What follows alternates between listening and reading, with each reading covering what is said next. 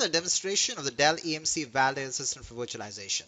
In this chapter, we're going to see how Dell EMC enables customers to start from their specific customer requirements and then take them to a pre-validated system and order that pre-validated system very quickly.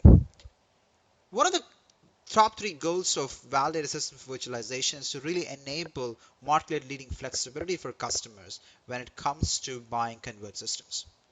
There is a lot of choice for customers around type of server form factors, storage technology, fabric, and the size of the system that is relevant for their use case.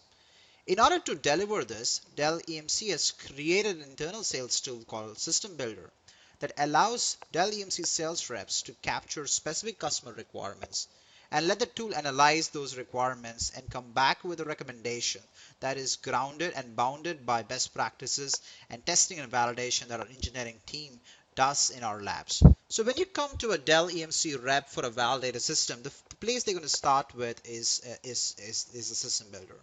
They start by asking you specific questions around virtualization platform that you're choosing, the type of storage technology that is relevant for your use case. Let's suppose in this example, I want to use iSCSI because that's what most of my team members are familiar. And then I'm going to select things like, what type of server form factor I'm looking for. Am I looking for a blade which is really useful from a consolidation standpoint, or am I looking for a low density discrete server like a rack server?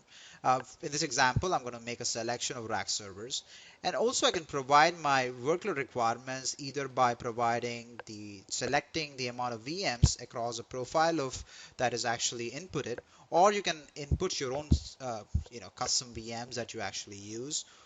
Or you could actually provide cumulative requirements of CPU, memory, capacity, and IOPS.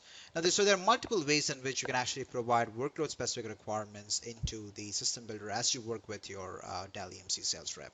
So after you capture those requirements, we also ask you around your requirements around type of processors that you're looking for, type of storage technologies that you're looking for, if you have really preference for hybrid storage versus an all-flash environment. So based on that, the salesperson makes relevant choices, providing you further requirements to customize things wherever possible.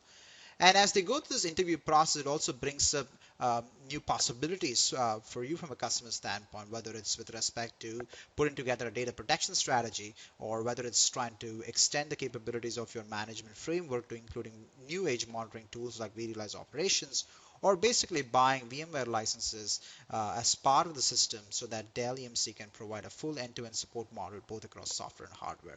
You also have the capability to decline those options by working with your sales teams wherever they make sense and where they don't. And finally, you select the support level that you require both while deploying the system, whether it's a pure white glove deployment model or whether it's you want to have a Pro Support Plus offering that provides the system level support experience. And at every point of time where the salesperson can absolutely guide you in terms of choosing the right option based on the business outcomes that you're choosing.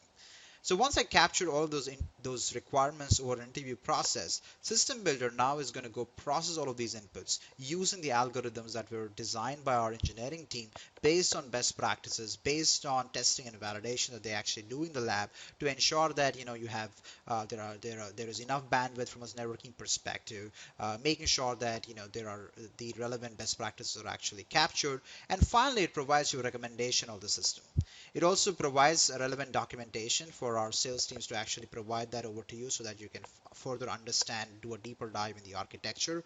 It also provides a good summary of the underlying architecture, as well as it provides something called a solution ID that makes it very easier for our sales teams to take the solution ID, go to the relevant sales and coding system, and come back with a full-fledged code in a matter of a few minutes. One of the other interesting things is this architecture, as you've seen in the demo, is based on iSCSI.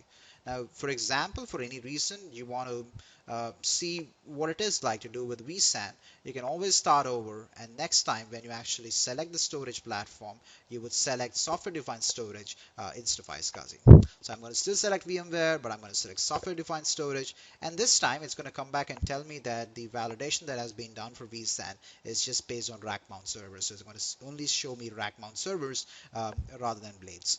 So I'm going to go through the same process. I'm going to still enter 400 VMs. And I'm going to go through the next set of process that I have. I'm going to still say no to some of the add-ons that we have from a data protection, licensing, and so on and so forth. I'm going to ensure that we have the same support level as it is with the iSCSI configuration, and I'm going to hit get recommendation. Now this time it's going to go off and validate across the vSAN based best practices and come back with a recommendation that is now based on vSAN rather than iSCSI or Fiber Channel. So after it's processed all the information, it's come back with a recommendation based on Dell R730XT server and all the vSAN licenses that are required, and really sizing that based on vSAN best practices. Again, you have a different solution ID this time around, making it simpler for the salesperson to provide a code this time based on vSAN and making it very simple for you to compare multiple solutions and iterating it several times in the sales process till you're absolutely clear exactly how you want to approach the deployment and the use case that you currently have. This concludes a demonstration of how you can design the most flexible converged system. Thanks for watching.